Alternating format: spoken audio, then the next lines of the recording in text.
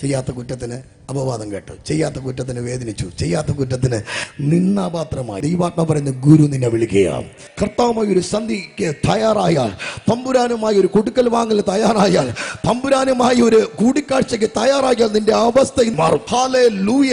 വിശുദ്ധ വേദപുസ്തകത്തിൽ ഇപ്രകാരം പറഞ്ഞിരിക്കുന്നു, ഈ മനുഷ്യന് പുറത്തു പറയാൻ പറ്റാത്ത നിശബ്ദതയാ. 9 മാസത്തോളം യോഹന്നാനെ പ്രസവിക്കുവാൻ വേണ്ടി എലിസബത്ത് ഉദരത്തിൽ കുഞ്ഞിനെ ചുമക്കുമ്പോഴും സംസാരിക്കാൻ പറ്റുന്നില്ല.